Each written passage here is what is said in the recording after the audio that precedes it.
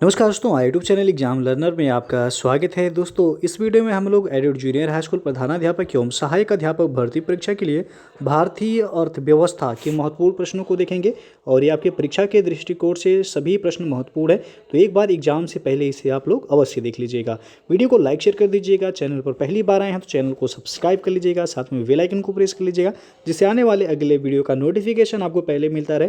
PDF इसका हमारे Telegram channel पर मिल जाएगा। नीचे डिस्क्रिप्शन में टेलीग्राम का लिंक भी दे दिया गया है, वहां से ज्वाइन करके आप पीडीएफ भी डाउनलोड कर सकते हैं। और जो लोग एडेड जूनियर के लिए जीएस का प्रैक्टिस सेट सॉल्व करना चाहते हैं, वो हमारे चैनल के प्लेलिस्ट में जाके आप वहां से 30 प्रैक्टिस सेट सॉल्व कराया जा चुका है, उसे सॉल्व कर सकते हैं। और साथ में करंट अफेयर्स का सीरीज भी आपको चैनल के प्लेलिस्ट में मिल जाएगा। तो आइए शुरू करते हैं। दोस्तों, जो है आपको बताने की अनअकैडमी पर लक्ष्य यूपीपीएससी 2022 जो कि 12 महीने में प्रारंभिक यानी कि प्रीलिम्स और मेंस परीक्षा की संपूर्ण तैयारी कराई जाएगी। ये बैच 6 अक्टूबर से जो है शुरू हो गया है। जो लोग ज्वाइन करना चाहते हैं, आप नीचे डिस्क्रिप्शन में लिंक दे दिया गया है, वहाँ से जाके आप ज्वाइन कर सकते हैं। इसमें आपको अनअकैडमी के टॉप एजुकेटर्स के द्वारा जो है पूरे सिलेबस यानी कि प्री और मेन्स को जो है कवर कराया जाएगा। और साथ में यूपीपीएससी और यूपी मेगा सब्सक्रिप्शन ऑफर अभी चल रहा है। यानी आप 12 मंथ का सब्सक्रिप्शन लेते हैं तो 3 मंथ का सब्सक्रिप्शन आपको फ्री में जो है मिलेगा। और हमारा जो है रेफरल कोड आप यूज कीजिएगा एग्जाम लर्नर, जिससे आपको 10% का डिस्काउंट भी आपको वहाँ मिल जाएगा। तो ये रेफरल कोड जरूर यूज कीजिएगा। सब्सक्रिप्शन लेते समय 10% का डिस्काउंट वहाँ पे हो जाएगा। और 1 साल के सब्सक्रिप्शन के साथ आपको 3 मंथ का सब्सक्रिप्शन फ्री में जो है अभी मिल रहा है। नीचे डिस्क्रिप्शन में आपको लिंक दे दिया गया, वहाँ से जाके आप चेक कर सकते हैं। अर्थव्यवस्था का जो पहला क्वेश्चन है, विकास का भारतीय मॉडल किसके हितों की सुरक्षा करता है? ऑप्शन आपके सामने है। तो इसका सही आंसर हो जाएगा ऑप्शन सी, व्यक्ति और राज्य दोनों का। भारत में मिश्रित अर्थव्यवस्था है। मिश्रित अर्थव्यवस्था के स्वरूप को अपनाया गया है और विस्तृत अर्थव्यवस्था के तहत ही सार्वजनिक यानी कि पब्लिक एवं निजी यानी कि प्राइवेट दोनों क्षेत्रों की देश के विकास कार्यक्रमों में भागीदारी होती है।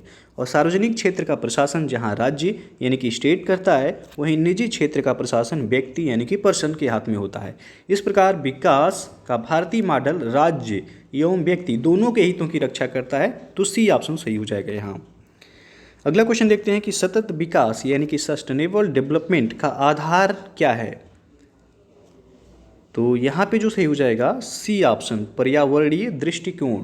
सतत विकास की अवधारणा का प्रारंभ 1962 में वैज्ञानिक रचेल कार्सन की पुस्तक साइलेंट स्प्रिंग और वर्ष 1968 में जीव विज्ञानी पॉल इरलिच की पुस्तक द पॉपुलेशन बम से हुआ था। लेकिन इस शब्द का वास्तविक रूप से विकास 1987 में ब्रटलैंड आयोग की रिपोर्ट हमारा साझा भविष्य यानी कि आवर कॉमन फ्यूचर के प्रकाशन के साथ हुआ। और सतत विकास यानी कि सस्टेनेबल डेवलपमेंट संसाधनों के उपयोग का एक आदर्श मॉडल है, जो यह बताता है कि आर्थिक विकास के साथ साथ पर्यावरण को भी सुरक्षित रखना है। और इसका उद्देश्य है कि वर्तमान और भविष्य की पीढ़ियों के लिए प्राकृतिक संसाधनों को सुरक्षित रखते हुए उसका इस प्रकार प्रयोग किया जाए कि प्राकृतिक संसाधनों का क्षरण कम से कम हो। तो यहाँ पे सी ऑप्शन सही होगा। अगला प्रश्न है, राष्ट्रीय खाद्य सुरक्षा मिशन यानी कि NFSM का उद्देश्य निम्नलिखित में से कौन नहीं है? ध्यान दीजिएगा, पूछा है कौन सा नहीं है इसमें। तो यहाँ पे साख सुविधाओं को सुदृढ़ करना, ये आपका राष्ट्रीय खाद्य सुरक्षा मिशन का उद्देश्य नहीं है। सी ऑप्शन सही हो जाएगा। और राष्ट्रीय खाद्य सुरक्षा मिशन ये आपका 2007 में शुरू किया गया था। और इस मिशन का उद्देश्य था कि देश के अभिज्ञात जिलों में क्षेत्र विस्तार और सतत रीति से उत्पादकता वर्धन के माध्यम से धान, गेहूं और दलहन के उत्पादन में बढ़ोतरी और मृदा उत्पादकता और उर्वरता का संरक्षण करना, खेत के स्तर पर आर्थिक लाभ को बढ़ाना ताकि किसानों में आत्मविश्वास पैदा हो सके। तो ये सभी है, लेकिन इसमें साख सुविधाओं को सुदृढ़ करना इसका उद्देश्य नहीं है। अगला प्रश्न है, भारत के औद्योगिक उत्पादन सूचकांक में निम्नलिखित में से कौन सी गतिविधि सम्मिलित नहीं है? तो इसमें निर्माण आपका सम्मिलित नहीं है। डी ऑप्शन सही हो जाएगा। भारत के औद्योगिक उत्पादन सूचकांक यानी कि IIP की गणना CSO के द्वारा की जाती है, यानी कि केंद्रीय सांख्यिकी संगठन के द्वारा की जाती है। इसे जो है 2 आधारों पर आपका इसका गणना की जाती है।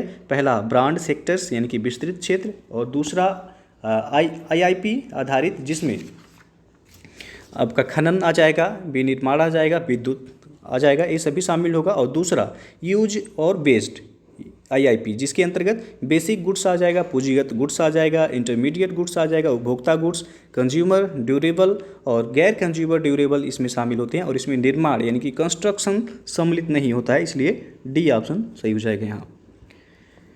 अगला प्रश्न देखते हैं कि भारत में तृतीय क्षेत्र में सम्मिलित है कौन कौन से। पहला है व्यापार एवं परिवहन, दूसरा वित्त एवं वास्तविक यानी कि स्थावर संपदा, और तीसरा है वानिकी और मत्स्यिकी।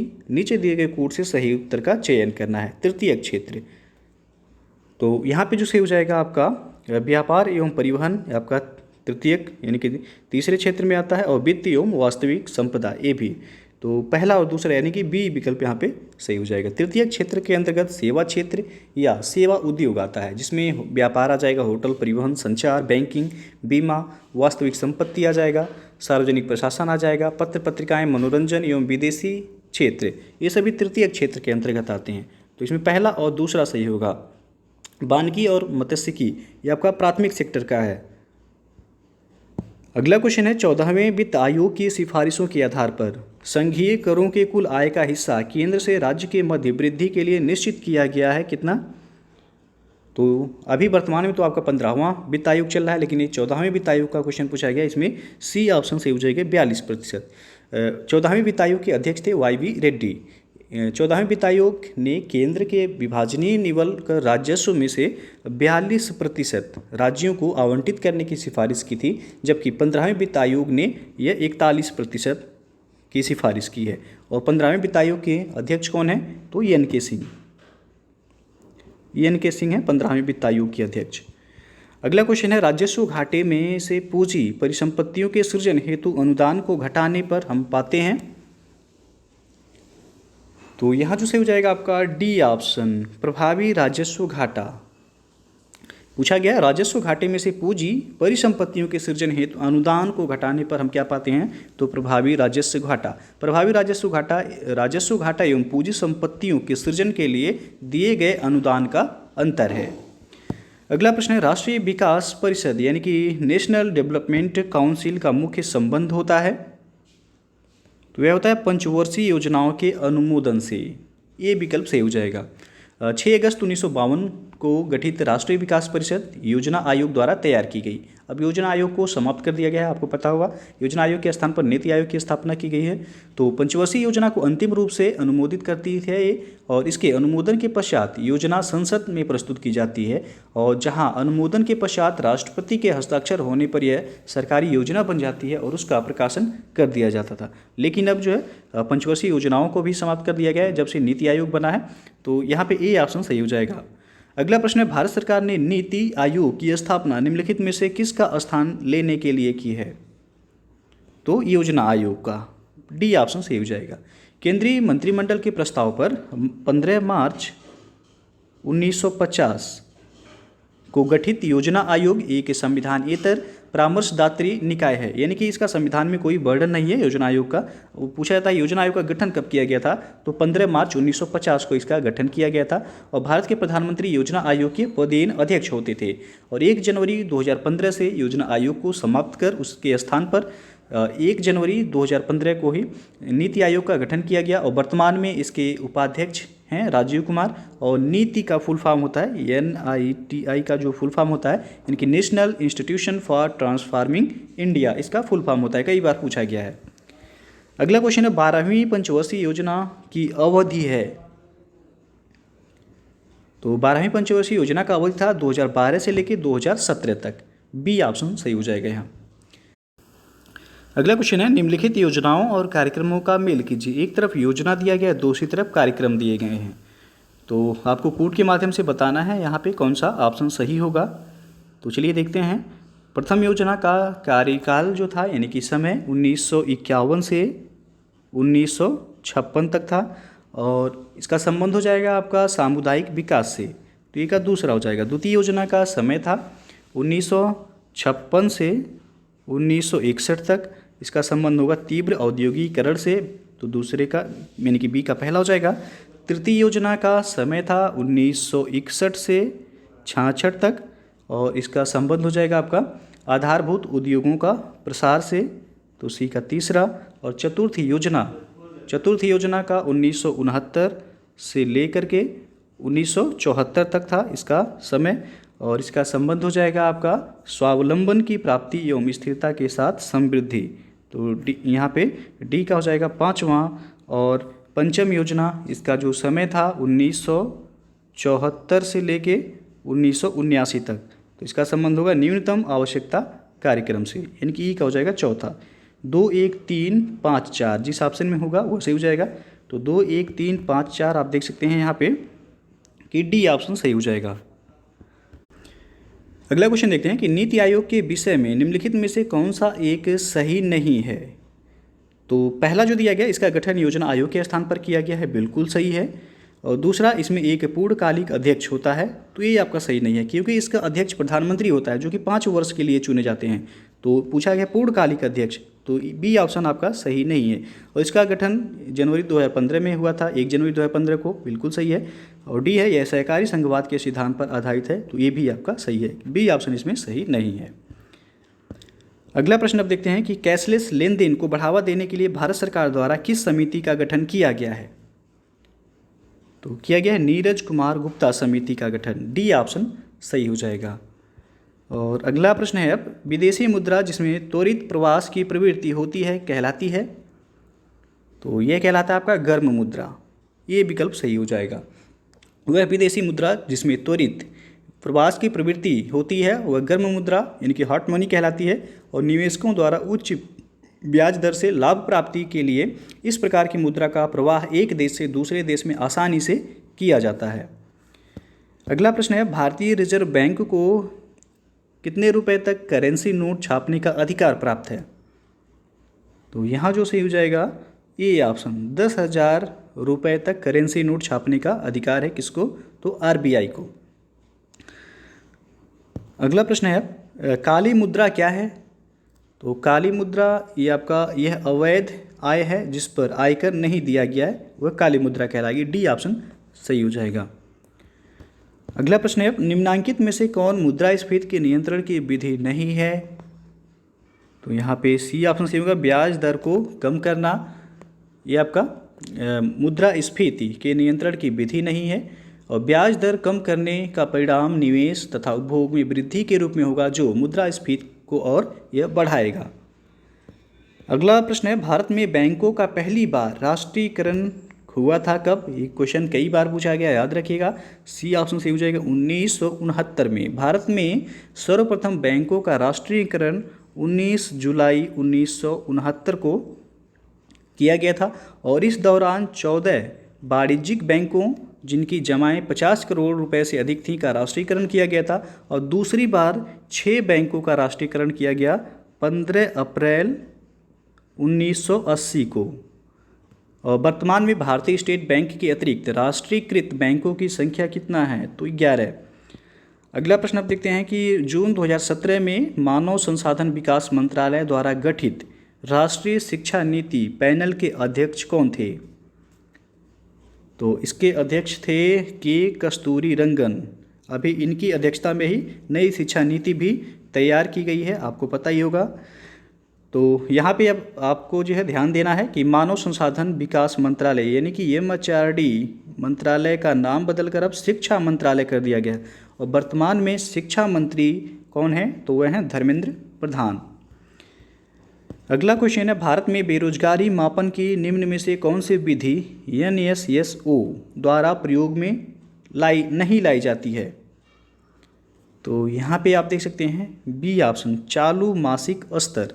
भारत में बेरोजगारी मापन के लिए NSSO द्वारा 3 विधियां अपनाई जाती हैं, जिनमें पहला है सामान्य प्रमुख स्तर, यानी कि किसी व्यक्ति को बेरोजगार माना जाएगा यदि पिछले वर्ष के दौरान एक लंबी अवधि यानी कि 183 दिनों तक के लिए वह व्यक्ति काम नहीं कर रहा था परंतु कार्य के लिए उपलब्ध था या कार्य खोज रहा था, तो आपका सामान्य स्तर में आ जाएगा। और दूसरा चालू साप्ताहिक स्तर, यानी कि इस विधि के अनुसार यदि कोई व्यक्ति सप्ताह में एक दिन में कम से कम 1 घंटे का भी लाभदायी कार्य नहीं करता है जबकि वह कार्य के लिए उपलब्ध है या कार्य खोज रहा है, तो उसे बेरोजगार माना जाएगा। और तीसरा चालू दैनिक स्तर के अंतर्गत यदि कोई व्यक्ति दिन में 1 घंटे का भी रोजगार नहीं पाता है जबकि वह कार्य हेतु उपलब्ध रहता है तो उसे भी बेरोजगार माना जाएगा, वो चालू दैनिक स्तर के अंतर्गत आ जाएगा। तो यहाँ पे बी ऑप्शन सही होगा। अगला प्रश्न है, प्रधानमंत्री उज्ज्वला योजना किससे संबंधित है? तो ये आप सबको पता होगा, एलपीजी ईंधन से संबंधित है, ए ऑप्शन सही हो जाएगा। गरीबी रेखा से नीचे जीवन यापन करने वाले निर्धन परिवारों को स्वच्छ ईंधन एलपीजी उपलब्ध कराने के लिए स्वच्छ ईंधन बेहतर जीवन की टैगलाइन के साथ प्रधानमंत्री नरेंद्र मोदी ने 1 मई 2016 को उत्तर प्रदेश के बलिया जिले से प्रधानमंत्री उज्ज्वला योजना की शुरुआत की थी। अगला प्रश्न है, अटल पेंशन योजना की घोषणा कब की गई थी? तो इसका घोषणा हुआ था बजट 2015-16 में ही। अटल पेंशन योजना यानी कि एपीवाई असंगठित क्षेत्र के कामगारों के लिए एक अति महत्वाकांक्षी सामाजिक सुरक्षा योजना है जिसकी घोषणा तत्कालीन वित्त मंत्री अरुण जेटली ने वर्ष 2015-16 के आम बजट में किया था और प्रधानमंत्री ने इस योजना की औपचारिक घोषणा 9 मई 2015 को कोलकाता में की थी, परंतु यह योजना 1 जून 2015 से लागू हुई और इस योजना ने पूर्व की स्वावलंबन योजना का स्थान लिया है। अगला प्रश्न है, महात्मा गांधी राष्ट्रीय ग्रामीण रोजगार गारंटी अधिनियम यानी कि मनरेगा कब पारित हुआ था? तो ये पारित हुआ था 2005 में, बी ऑप्शन सही हो जाएगा। राष्ट्रीय ग्रामीण रोजगार गारंटी अधिनियम जो कि पहले नरेगा के नाम से जाना जाता था, ये 5 सितंबर 2005 को अधिनियमित हुआ था और 2 फरवरी 2006 से इसे लागू किया गया और 2 अक्टूबर 2009 को राष्ट्रीय ग्रामीण रोजगार गारंटी अधिनियम का नाम परिवर्तित कर महात्मा गांधी राष्ट्रीय ग्रामीण रोजगार गारंटी अधिनियम यानी कि मनरेगा कर दिया गया। तो मनरेगा इसका नाम बदलकर 2009 में किया गया था, पहले इसका नाम था नरेगा।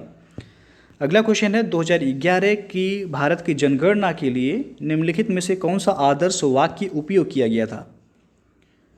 तो वह था our census our future, D option सही हो जाएगा। वर्ष 2011 की भारत की जनगणना के लिए आदर्श वाक्य था आवर सेंसस आवर फ्यूचर यानी कि हमारी जनगणना हमारा भविष्य, इसका उपयोग किया गया था। और वर्ष 2011 की जनगणना देश की 15वीं कौन सी क्रम की जनगणना थी? तो देश की 15वीं राष्ट्रीय जनगणना थी। अगला क्वेश्चन है, वर्तमान में भारत की जनसंख्या वृद्धि निम्न में से किस दौर से गुजर रही है? तो ये गुजर रही है निश्चित रूप से गिरने की प्रवृत्ति के साथ उच्च वृद्धि दर के साथ, डी ऑप्शन सही हो जाएगा। और अगला प्रश्न है, 2011 की जनगणना के अनुसार 2001 से 2011 के दशक में जनसंख्या वृद्धि दर का प्रतिशत क्या था? तो 2001 से 11 के दौरान पूछा गया है, यहाँ पे बी ऑप्शन सही हो जाएगा 17.7%।